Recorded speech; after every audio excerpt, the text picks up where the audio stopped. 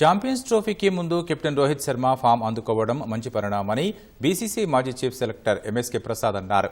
నాయకుడు మంచి లయలో ఉంటే జట్టు మొత్తం ఫామ్లో ఉన్నట్లే అని తెలిపారు.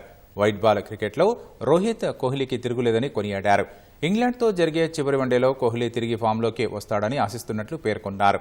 ఛాంపియన్స్ ట్రోఫీకి భారత జట్టు పటిష్టంగా ఉందని అంటున్న ఎంఎస్కే ప్రసాద్తో మా ప్రతినిధి ముఖాముఖి.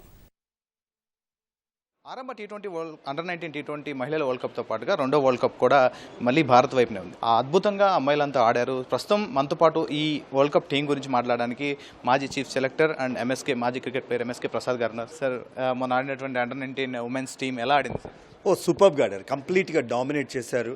క్రెడిట్ డెఫినెట్గా ఎంటైర్ టీంకి ఇవ్వాలి, కోచ్, సపోర్ట్ స్టాఫ్ అందరికీ కూడా. దాంతోపాటు ఇంకొంచెం మనం మిస్ అయినది ఏంటంటే వివిఎస్ లక్ష్మణ్కి కూడా క్రెడిట్ ఇవ్వాలి. ఎందుకంటే నేషనల్ క్రికెట్ అకాడమీ డైరెక్టర్గా ఉమెన్స్ క్రికెట్కి కానీ ఈవెన్ ఫర్ జూనియర్ క్రికెట్ కానీ తన హెడ్ యాక్చువల్గా ఈ ప్రణాళిక లాస్ట్ 2-3 ఇయర్స్గా ఏ ప్లేయర్స్ ఆడాలి, ఏ ప్లేయర్స్ ఆడకూడదు, సెలెక్టర్స్తో పాటు తను కూడా తీసుకున్న నిర్ణయం వల్ల ఈరోజు ఇంత సక్సెస్ఫుల్గా పర్ఫామ్ చేశారు. Of course coach Apoorva Desai and వాళ్ళ ఎంటైర్ టీం కూడా బాగా కష్టపడ్డారు.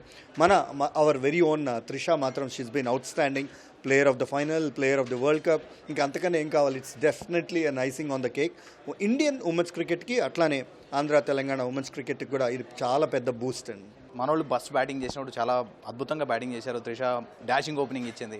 బౌలింగ్ చేసినప్పుడు కూడా చాలా స్పిన్నర్స్ చాలా కీలకంగా పాత్ర పోయించారు. మన దగ్గర స్పిన్నర్స్ చాలా డామినేట్ చేస్తున్నారు. వాళ్ళ 100 పరుగులు ఎవరిని దాటనివ్వలేదు. సో బౌలర్స్ కావచ్చు, అటు బ్యాటింగ్ టీం కావచ్చు, ఏ విధంగా బలంగా ఉంది, భవిష్యత్తులో వీళ్ళు మెయిన్ టీంకి ఏ విధంగా ఇదవ్వచ్చు. సో అదే కదా ఎగ్జాక్ట్లీ ప్రణాళిక. అంటే అపోజిషన్స్ టీమ్స్ ఎలా ఉన్నాయి, వాళ్ళ ప్లాన్స్ ఎలా ఉన్నాయి అనేది ఆల్రెడీ చాలా మంచి హోంవర్క్ చేశారు. ఇక్కడ కోచ్ కానీ లేకపోతే వివిఎస్ లక్ష్మణ్ కానీ సెలెక్టర్స్ కానీ వీళ్ళు దానికి తగ్గట్టుగా అపోజిషన్స్ వీక్నెస్ని టార్గెట్ చేసి చక్కటి బౌలింగ్ అటాక్ ఇదంతా కూడా ఎంచుకోవడం. ఇంకోటి ఏంటంటే ఈ స్టేజ్లో ఇంకా అండర్-19 లెవెల్లో ఉమెన్స్ క్రికెట్లో అంత పవర్ ఉండదు. So they know that slow bowling వేసినప్పుడు యాక్చువల్గా పవర్ ఉండదు. కాబట్టి చాలా తెలివిగా మన స్పిన్నర్స్ ఆపరేట్ చేయడం ఇవన్నీ కూడా జరిగినాయి. కాబట్టి మంచి ప్లానింగ్ జరిగింది. అంతకనే ఇంత చక్కటి ఫలితం కూడా లభించింది. సార్, ఇప్పుడు ఛాంపియన్స్ ట్రోఫీ త్వరలో ప్రారంభం అవబోతుంది. మీ ప్లేయింగ్ 11 ఏంటి? స్ట్రైట్ అవే ఇంకా అందులో డౌటే ఉంది.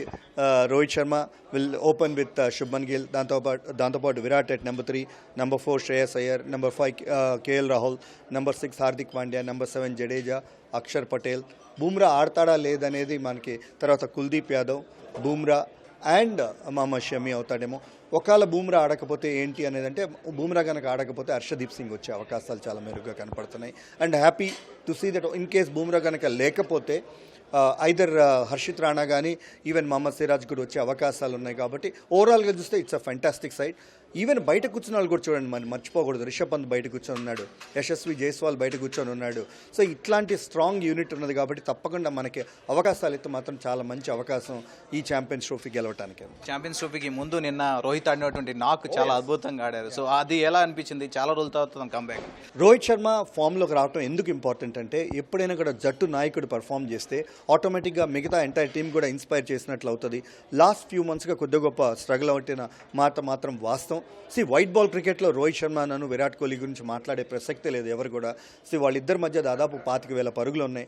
అండ్ మోస్ట్ ఇంపార్టెంట్ ఈ ఛాంపియన్స్ ట్రోఫీకి ఇంకా జస్ట్ 1 మ్యాచ్ అవే. మనం ఇంకొక మ్యాచ్ ఉంది కాబట్టి, రేపు జరగబోయే మ్యాచ్ ఉంది కాబట్టి ఈ రైట్ టైంలో రోహిత్ శర్మ ఫామ్ వచ్చాడు కాబట్టి అది టీమిండియాకి చాలా మంచి న్యూస్. గంభీర్ కూడా చాలాసార్లు చెప్తూనే ఉన్నారు, వాళ్ళిద్దరూ చాలా ప్యాషన్ తోటి క్రికెట్ ఆడుతున్నారు.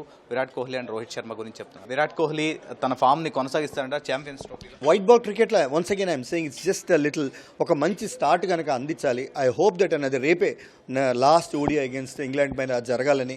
Last match anyway Rohit Sharma 100 కొట్టాడు కాబట్టి ఈ మ్యాచ్ తను కనుక 100 కొట్టగలిగి మాత్రం అన్ని బాక్సులు టిక్ అయినట్లే. ఇక్కడ దుబాయ్లో ఇండియన్ పాకిస్తాన్ మ్యాచ్లు కొన్ని ఆడుకోవచ్చు. ఇక్కడ ప్లేయింగ్ కండిషన్స్ ఎలా ఉండొచ్చు? ఛాంపియన్స్ ట్రోఫీకి భారత్కు ఉన్నటువంటి ప్లస్ పాయింట్స్ ఏంటి? ఇంప్రూవ్ చేసుకోవాల్సినటువంటి అంశాలు ఏంటి? ఫెంటాస్టిక్ ఆల్రౌండర్స్ ఉన్నారు మన జట్టులో. కనుక చూస్తే కనుక summer like Axar Patel coming ahead of KL Rahul కన్నా ముందులో వస్తున్నా అంటే దాన్ని బట్టి మనకు అర్థమవుతుంది ఎంత చక్కటి స్ట్రెంగ్త్ ఉన్నదో మన బ్యాటింగ్ లైనప్లో. దాదాపు నెంబర్ 8 దాకా బ్యాటింగ్ లైనప్ ఉంది. హార్దిక్ పాండ్యా, జడేజా, అక్షర్ పటేల్, వాషింగ్టన్కి అవసరం వస్తే తను ఆల్రౌండర్. సో మంచి టీంని వాళ్ళు ఎంచుకోవడం జరిగింది. ఒకవేళ ఏమన్నా కనుక ఎవరైనా ఇంజురీ అయితే మనకి మిస్టరీతనం ఉన్న వరుణ్ చక్రవర్తి అఫ్కోర్స్ స్క్వాడ్లో అయితే లేడు, యూ నెవర్ నో, ఎందుకంటే ఎవరికైనా ఇంజురీ అయితే మాత్రం ఇమీడియట్గా రెడీ చేశారు. అందుకనే ఈ leading up to this champions ట్రోఫీకి ఈ ఇంగ్లాండ్ వర్సెస్ ఇండియా సిరీస్ ఇండియాకి చాలా ఉపయోగపడింది. రోహిత్ శర్మ ఫామ్లోకి రావడం చాలా గొప్ప విషయం. అంటే ఇంగ్లాండ్తో జరిగేటువంటి మరొక ఓడిఐ మ్యాచ్లో కోహ్లీ కనుక ఫామ్లోకి వచ్చి ఉంటే కనుక ఈ పర్ఫెక్ట్ టీమ్ ఛాంపియన్స్ ట్రోఫీకి తర్వాత మరోవైపు అండర్-19 భారత మహిళల జట్లు కూడా చాలా బాగా పర్ఫామ్ చేసింది. సో భవిష్యత్తులో కూడా మెయిన్ టీంకి చాలా మంచి ప్లేయర్స్ని అందించే విధంగా మొన్న జరిగినటువంటి టోర్నమెంట్ జరిగిందన్నట్టు ఎంఎస్కే ప్రసాద్ చెప్తున్నారు. శ్రీధర్తో నాగార్జున, ఈటీవీ న్యూస్, హైదరాబాద్.